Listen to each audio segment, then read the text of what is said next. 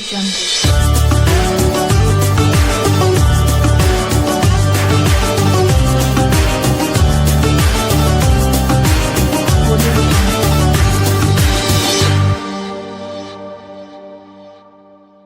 Assalamualaikum warahmatullahi wabarakatuh. Waalaikumsalam warahmatullahi wabarakatuh. Alhamdulillahirabbil alamin.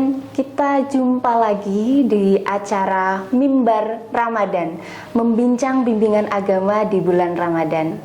Kali ini bersama saya Farihatul Ubudiyah, dan di samping saya sudah ada dosen bimbingan konseling Islam serta sudah jadi kaprodi juga di bimbingan konseling Islam bersama Dr. Fatma Laili Khairunida. Assalamualaikum Bu Fatma. Waalaikumsalam warahmatullahi wabarakatuh. Mbak Farihatul Ubudiyah, saya panggil Mbak Fari saja ya. Iya.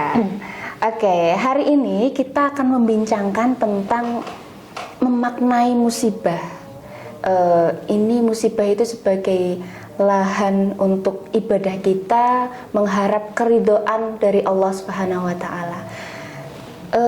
Bagaimana nih Bu, ketika kita sebagai manusia itu merasa senantiasa diberi musibah yang bertubi-tubi, atau ada musibah yang baik dan buruk, dan bagaimana kita mencari hikmahnya gitu. Silakan Ibu. Baik, terima kasih Bu. Saya panggil Mbak.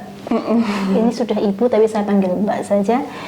Mbak Fariha, terima kasih atas waktunya. Bismillahirrahmanirrahim. Assalamualaikum warahmatullahi wabarakatuh. Waalaikumsalam warahmatullahi wabarakatuh. Sahabat mimbar yang dirahmati Allah, alhamdulillah pada hari ini kita dapat berbincang di sini, berdiskusi kecil dengan tema yang tadi Mbak Fari sudah sebutkan tentang musibah. Tepatnya di sini saya beri tema sederhana, yakni musibah sebagai lahan ibadah. Nah, sering sekali ya yang kita namanya hidup itu tidak pernah bisa lepas dari yang namanya musibah. Atau yang paling gampangnya, orang hidup itu tidak akan pernah bisa lepas dari namanya ujian. Ujian itu kan ada dua. Ada ujian kesenangan atau kebahagiaan, atau ada juga ujian kesedihan, atau yang ujian yang mengarah kepada kesedihan itu kita sebut sebagai musibah. Kalau yang kesenangan kita sebut sebagai anugerah, gitu kan.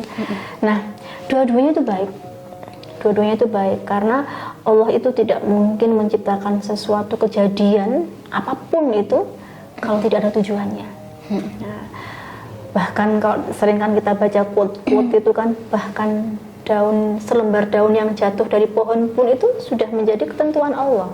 Yang di situ memang ada tujuannya. Demikian juga saat kita ditimpa musibah. Banyak kemudian manusia itu merespon musibah itu secara berlebihan. Dalam arti berlebihan di sini konotasinya negatif ya. Seperti kemudian dia menjadi depresi, kemudian dia sampai melakukan hal-hal yang tidak diinginkan, sampai kemudian merusak kesehatan mentalnya, ya, mengganggu mengikis rasa keimanannya. Padahal di balik semua itu tidak ada tujuan yang buruk. Allah itu menciptakan semua di muka bumi ini itu baik, walaupun tampak buruk. Kenapa menjadi buruk? Ya karena yang memandang adalah dari kacamata manusia. Tapi di dalam pandangan Allah semua itu baik. Nah, demikian juga dengan musibah. Nah, banyak di dalam Al-Quran itu surat ayat-ayat yang bertebaran yang menjelaskan tentang hal-hal yang yang menyangkut musibah, tentang ujian hidup gitu ya. Salah satunya saya tuh yang paling sering saya ingat itu di dalam surat Al-Ankabut ayat 2. Itu saya sering banget saya jadikan sebagai quote dalam hidup saya. A'udzubillahi minasyaitonirrajim. Bismillahirrahmanirrahim. Yang cuplikannya, ahasiban nasu ayutraku ayyaqulu amanna wa hum la yuftanun. Artinya, apakah kamu manusia mengira sudah mengatakan saya beriman itu cukup, kemudian aku tidak mengujimu? Itu tafsir sederhananya kayak gitu ya, terjemahan sederhananya. Jadi apakah kamu mengira, kamu mengatakan saya beriman, kemudian Tuhan nggak menguji kamu? Nah, jadi itu nggak cukup. Kita mengatakan kita bersyahadat ya, kita bersyahadat, bersaksi bahwasanya kita itu beriman pada Allah, Rasulullah Muhammad adalah utusan Allah, itu sudah cukup. Kemudian kita jamin masuk surga. Iya, kalau kita beriman, syahadat, pasti endingnya masuk surga. Tetapi proses untuk ke surga itu banyak sekali kemudian ujian-ujiannya. Begitu kan, sama seperti orang sekolah. Kalau peribahasa dalam Indonesia itu semakin tinggi pohon maka angin itu kan semakin kencang. Jadi semakin tinggi keimanan seseorang maka ujian itu akan semakin banyak. Maka ujian itu sebenarnya adalah untuk Allah, itu tujuannya adalah untuk mengukur seberapa besar, seberapa kuat keimanan kita kepada Allah. Kalau kita mengaku beriman, sekarang Allah nanya seberapa imanmu ke aku, kan seperti begitu. Aku mencintaimu ya Allah, seberapa cintamu ke aku? Ayo tunjukkan. Melalui apa? Yaitu ujian itu, musibah misalkan. Nah, jadi seperti itu. Jadi pada intinya ujian itu atau musibah itu hadir memang sebagai bentuk media bagi manusia untuk mengekspresikan rasa cinta kita kepada Allah, membuktikan seberapa besar cinta kita, keimanan kita kepada Allah. Tapi sebenarnya musibah itu berasal dari memang Allah sendiri yang ngasih kepada kita atau atas perilaku kita sih, Bu? Pada intinya tidak ada sesuatu di muka bumi ini yang bisa terjadi di luar izin Allah.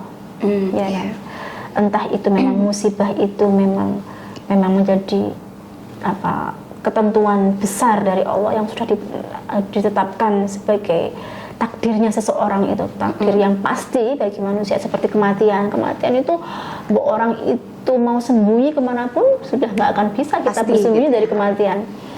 Dia itu misalkan sakit bertahun-tahun, tapi kalau dia belum saatnya meninggal, dia nggak akan meninggal, tapi dia sehat walafiat, jemeger gitu ya, nonton TV sambil makan keripik kentang terus keselak terus meninggal, itu kan juga siapa yang mengira, itu kan adalah sudah ketentuan Allah.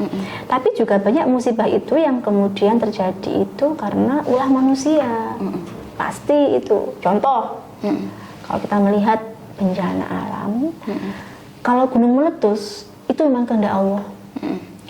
Tapi kalau tanah longsor, banjir, kebakaran, nah itu ada intervensi tangan manusia. Ya, ada sebab, ada akibat. Ada akibat karena ada sebabnya kan. Tapi itu pun tidak mungkin tidak terjadi. Tidak mungkin terjadi kalau tidak ada izinnya Allah. Jadi semua itu ada Allah di balik setiap kejadian atau di balik setiap musibah itu. Oke, jadi memang ada yang ulah tangan kita sendiri sebenarnya, betul, gitu ya. Betul, Tapi kadang boleh nggak sih misalnya nih, kita tuh sudah mengalami sebuah ujian gitu ya, dan kita sudah menyadari ini akibat dari perbuatan saya. Terus kita tuh menyalahkan diri sendiri atau gimana mestinya? Sebenarnya lebih tepatnya itu bukan menyalahkan diri sendiri, tapi bermuhasabah. Yang paling penting itu. Jadi manusia yang bijak itu adalah manusia yang saat menjalani hidupnya entah baik atau buruk, dia tidak pernah melepaskan muhasabah. Ibnu Qayyim mengajarkan seperti itu, bahwa muhasabah itu sebagai terapi bagi kita untuk selalu terjaga kesehatan mental kita. Nah, saat kita tertimpa musibah, maka muhasabah menjadi penting bagi kita untuk menimbang apa yang sudah kita lakukan. Kita kilas balik, ini saya salahnya di mana? Wajib itu. Kemudian kita mohon ampun, karena setiap dosa kita itu tidak akan, setiap kejadian dalam hidup kita tidak akan lepas dari dosa-dosa yang kita perbuat. Nah, begitu ya. Bahkan pentingnya muhasabah itu tadi saya katakan untuk terus menjaga stabilitas keimanan kita. Ya begitu. muhasabah. Ya, muhasabah, menimbang, menghitung Apa yang sudah kita lakukan gitu ya. Penting muhasabah karena apa? Saat kita bisa muhasabah, musibah itu sebesar apapun, tapi kalau kita ini bisa melakukan menyisihkan waktu kita untuk terus bermuhasabah, memandang ujian itu, kita nggak akan pernah terpuruk dalam ujian itu karena kita tidak fokus pada ujian itu saja. Kita akan yang namanya menimbang itu kan banyak yang diukur, mana yang baik, mana yang buruk. Ini kesedihan, tapi berapa tahun Allah memberikan kita kebahagiaan. Ini saya ditinggal mati oleh pasangan misalkan begitu, tapi sudah berapa tahun kebahagiaan yang sudah diberikan Allah ketika saya memiliki pasangan. Nah, itu sehingga kita tetap terus bersyukur. Saat kita bersyukur, iman itu menjadi stabil. Oke. Ya. Nah, ini Bu, saya juga ini ya, kalau kita ngomongin kesedihan ya, ada ada waktu dimana kita tiba-tiba feeling blue, gak ngerti kenapa, alasannya apa, tiba-tiba galau aja gitu kan. Entah itu pemantiknya dari apa ya, dengerin lagu, tiba-tiba nangis, habis itu kayak merasa apa ya, kesepian, ada kehampaan kayak gitu. Itu masuk pada musibah nggak sih Bu? Yeah. Karena kan tadi untuk mendekatkan diri kepada Allah.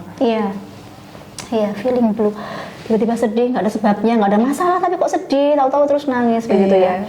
Kalau di dalam pendapatnya yang pernah saya baca, di dalam pendapatnya Ibnu Taimiyah rahimahullah, itu beliau mengatakan bahwasanya setiap dosa itu ada hukumannya. Setiap dosa ada hukumannya. Sekecil apapun pasti ada hukumannya. Nah, dosa dalam hati itu hukumannya juga di dalam hati. Dosa yang terang-terangan hukumannya pun akan dijaharkan, akan ditampakkan. Nah, sama seperti yang disampaikan juga oleh Sufyan bin Uyainah rahimahullah juga begitu. Kalau ada orang yang merasakan kesedihan yang mendalam tapi nggak ada masalah apa-apa sampai kemudian dia itu menangis, sampai merasa gundah, sampai kayak berat gitu menjalani hidup, tapi nggak ada problem, nggak ada pemantiknya, maka di situ beliau mengatakan itu adalah akibat dosa yang pernah kita niatkan tapi tidak sempat kita realisasikan. Nah, disitulah kemudian ada hukumannya. Hukumannya yaitu kegelisahan, kegundahan. Jadi apa yang kemudian khofi yang tersembunyi itu pun tetap sama Allah akan diberi balasan. Gitu. Ada ya gitu ya. Jadi apapun, bahkan dosa yang ingin kita lakukan tapi belum sempat kesampaian kita lakukan, itu tetap akan ada balasannya. Gitu. Sebagai bentuknya adalah kesedihan tadi itu, seperti seolah-olah kita itu tertimpa musibah yang besar, padahal nggak ada apa-apa gitu.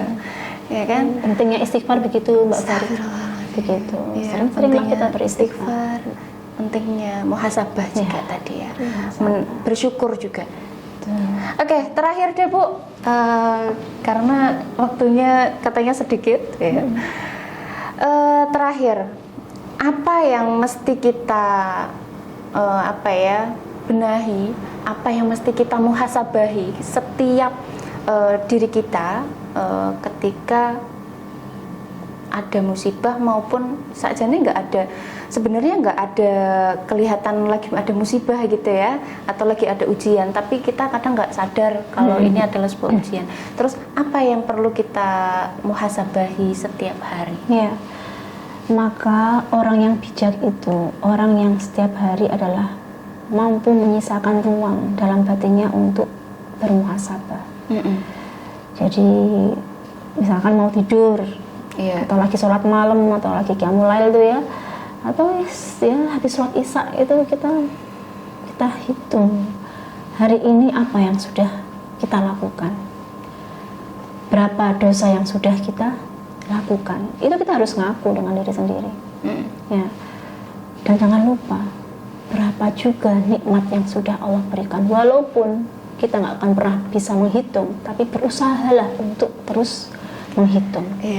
Itu adalah sebagai bentuk komitmen syukur kita kepada Allah, dan itu adalah bentuk muhasabah yang sesungguhnya, yang itu menjadikan kita itu tidak akan merasa terpuruk saat kita itu ditimpa musibah. gitu. Menghitung itu nggak sekedar dosa-dosa kita apa yang sudah kita lakukan, mengevaluasi gitu, tetapi juga mengevaluasi berapa banyak hal-hal kenikmatan yang sudah kita dapatkan. Gitu ya. Yang terakhir tadi saya katakan musibah itu lahan ibadah, ya, karena ibadah yang paling besar itu adalah sabar. Nah, jadi saat kita diuji tanpa musibah kita bersabar itu innallaha ma'as sabirin. Sesungguhnya Allah itu bersama orang yang sabar. Kita memahami bersama itu kan berarti kan beriring, didampingin gitu kan. Nah, disitulah maka janji Allah tidak akan pernah meleset, nggak akan pernah ingkar bahwasanya Allah itu akan membersamai orang-orang yang sabar, karena sabar itu adalah ibadah yang paling tinggi gitu. Oke, sudah cukup Mbak Fari. Ini yang saya sampaikan hari ini, semoga bermanfaat dan menjadi hikmah yang luar biasa untuk menjadikan kita lebih baik di bulan yang terbaik ini, dan semoga Ramadan kita tahun ini adalah Ramadan yang lebih baik dari tahun-tahun sebelumnya. Baik, terima kasih sahabat Mimbar Ramadan ya. Demikian mengenai musibah ya, ujian yang menjadikan kita itu mengharap keridhaan Allah sehingga menjadi ladang pahala bagi kita. Ya, dengan cara tadi yang sudah disampaikan, muhasabah dan bersabar, bersyukur. Baik, terima kasih. Wabillahi taufiq wal hidayah. Wassalamualaikum warahmatullahi wabarakatuh.